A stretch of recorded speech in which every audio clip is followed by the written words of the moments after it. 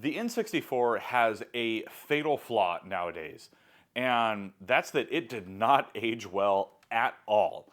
But thanks to this kit right here, this is the 64DD, we can give this a bit of a facelift and add HDMI to it.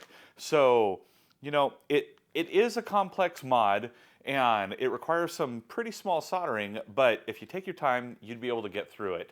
And today, that's exactly what we're going to do, is add HDMI with the 64DD HDMI kit. Hey, what's up everyone? Game Dad here, and about 2 years ago, 3 years ago maybe even, I had done the Ultra HDMI mod on an N64, and honestly, that was a huge pain to do. It was an incredibly difficult soldering job, but that's also because my skills weren't at the level that they are at now, having done many more mods since then.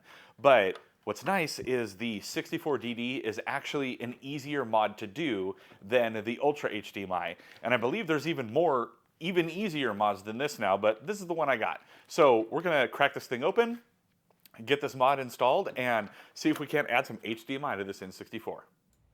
Now first up, as is the case with basically any mod, we got to take apart the console. And that involves a few different screws here on the bottom. And then once you open it up, you can see there are a bunch more screws holding down the heatsink plate. We got to get all of those out. We got to get the main board screws out. We got to get the screws out for the controller area. And all of these are different sizes. So as you can see here, I am taking note of what goes where. That way I can remember when this thing goes back together. But it is important to get all of these taken out because that is the only way you're going to get full access to the board to be able to complete this mod.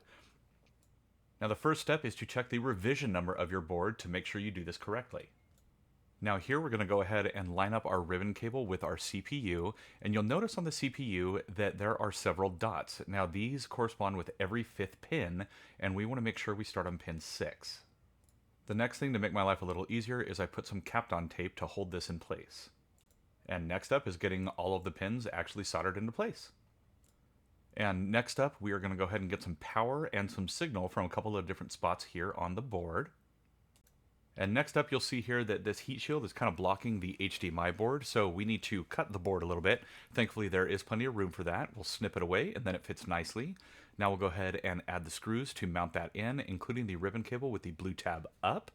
Then with the board ready to go, we'll go ahead and add the new 3D printed part here.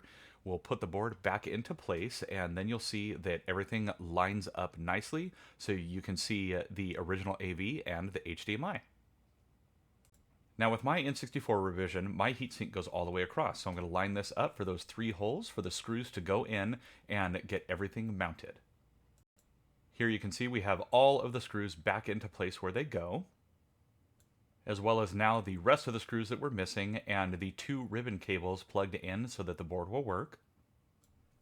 And of course, here we have the test. Right now I'm hitting the button combos to go through all the various resolutions that this offers. Some kind of seem pointless, but most are pretty good, and depending on your TV size and stuff, you'll decide what you would want.